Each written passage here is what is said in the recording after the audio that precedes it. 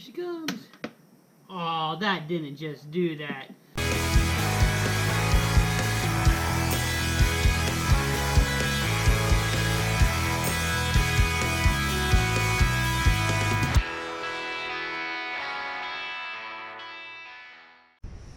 Welcome to part 2 of servicing your Honda Pioneer 1000, more specifically the fluids of your Pioneer 1000. So I've already showed you how to change your engine oil and your engine oil filter, as well as your dual clutch transmission filter in part 1.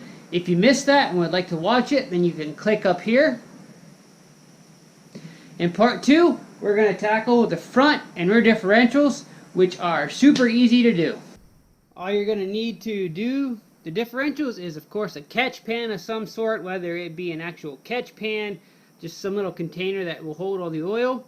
Of course, your differential oil, your gear oil. I'm using Valvoline High Performance 80W90, which is what Honda recommends as far as weight for running.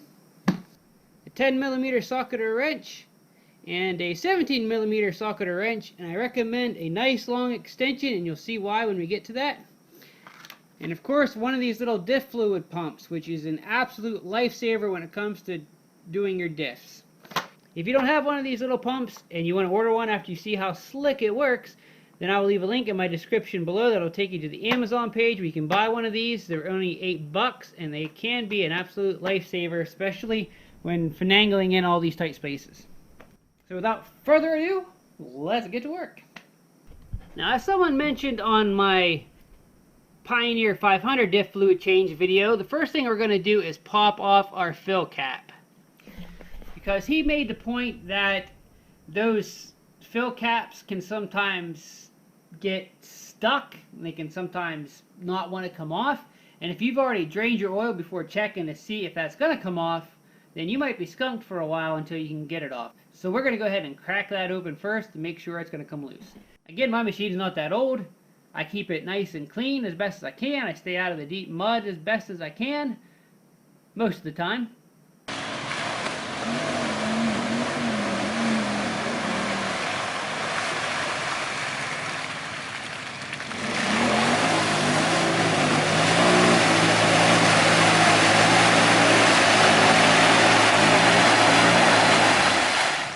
So you shouldn't have a problem with that.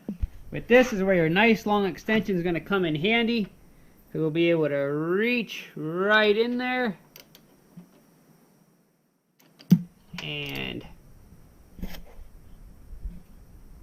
crack her open. And she came loose, no problem. Now that we have that cracked open, we know we can get at it to refill it. Let's go ahead and drain our oil. So our drain plug is right here in the front of the machine. Here's our bumper. We're going to follow our skid plate right down, straight around till this first hole you see right there. 10mm bolt right up in there will drain your diff. Of course, I'm going to glove up because you know without a doubt that you're going to splash the oil all over yourself. Wrong way, dummy.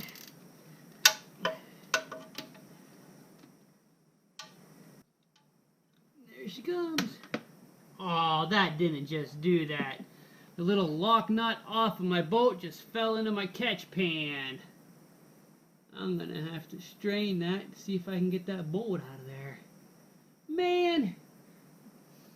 Make sure you guys watch that as you're taking that bolt out, that you don't use a little lock nut on there. Gotta be something. Alright, I got it out, so we're good to go. I'm gonna put it, make sure she's good and cleaned off with dirt.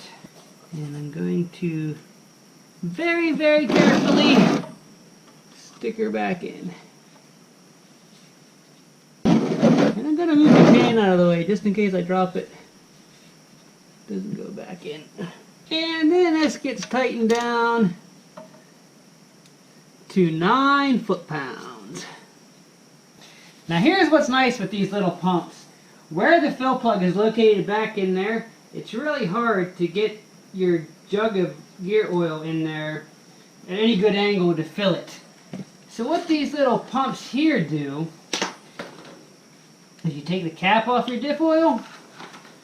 Excuse me. This has a straw in that gets attached, and then this will thread right onto your diff oil. Excuse me. And now what that allows you to do is to take your hose, get right in there like that, nice and comfy, and you just pump away till she's filled. Now Honda, the book tells you that it takes 11.5 or 11.6 ounces of diff oil for the front, but basically all you're doing is just filling it till it gets to the top of the fill hole itself. So take your time to make sure you don't squirt it all over the place, and once it gets to that point where it just starts to drip out of the fill hole, you should be good to go. Getting close. Once you start seeing it in the hole, you want to make sure to go slow. Give her a pump, let the oil settle down. Give her another pump, let the oil settle down. So that way you don't read a false full and think you're full to the top and you're not actually there yet. Because the oil will drain down through the gears, it just takes a little bit of time to do so. I'd say we're there. And make sure to check your O-ring for any sign of wear or any kinks. Give her a little bit of oil so it doesn't get in a bind as you put it back on. And tighten her down to 9 foot-pounds as well. And that's it. You're done with the front. I'm going to swing the beast around here, get the rear end back here, and we'll tackle the rear, which is just as quick, just as easy. So for the rear, just over your rear hitch is the fill plug on the passenger side. And your drain plug is, here's your hitch, follow it back. This first hole right there. That's your drain plug. Socket sizes are the exact same as the front. 10 for the drain and 17 for the fill.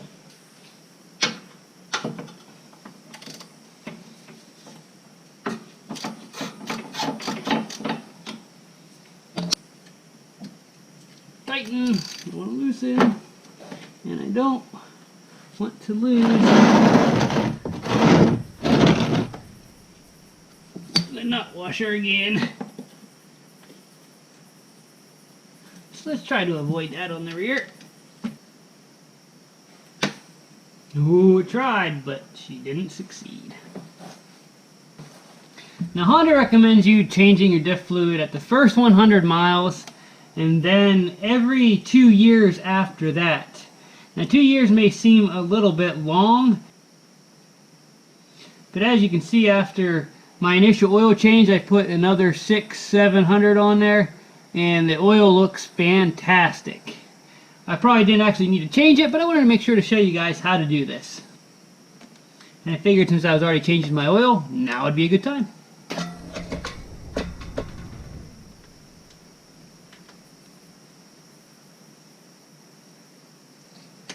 And like everything else, 9 foot-pounds of torque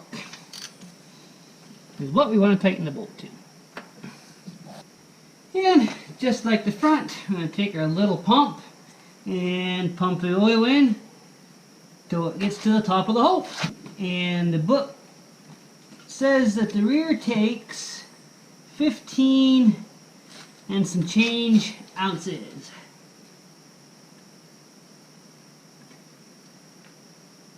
Oh, this is going to be hard to see.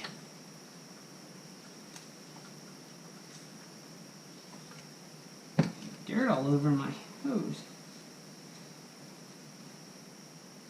Don't want that in there.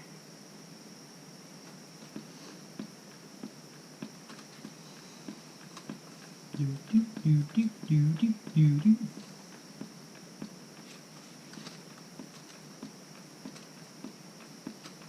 They probably do make fancy pumps that are electric, run off of a cordless battery or something, but at $8, you can't beat the price of this hand one. And just like the front, once you start seeing it get near the top,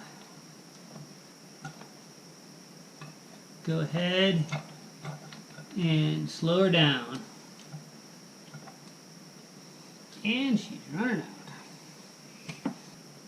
And obviously once she's full, reinstall your fill cap, torque her down to 9 foot-pounds once again. Done! So there you have it. Front rear differential fluid is changed. No big deal, nothing to sweat over. Definitely something you can tackle at home yourself and save yourself a little bit of money. If you have any questions on anything particular that you've seen either in this part or part 1 where I did the oil change, make sure to ask it in the comments below. Don't forget you can always check me out on Facebook by going to the Appalachian Mountain Riders Facebook page. And as always, your support is highly appreciated, whether you're buying a t-shirt, decal from my store at appalachianmountainriders.com/shop. If you have the means to support me on a monthly basis through Patreon, or if you simply just click on that like button, every little bit is highly appreciated. And make sure you also let me know in the comments below if this video has been a help to you. And until next time, keep on riding. Appalachian Mountain Riders is brought to you in part by the following. The Honda Side-by-Side Club, because who knows the machines better than the owners that use them every day. Walker Evans Racing. When the path requires more than just ordinary, head on over to walkerevansracing.com. Torque Locker from Torque Masters Industries. When you want to explore the unexplored, head on over to torquemasters.com. And by my gracious supporters on Patreon.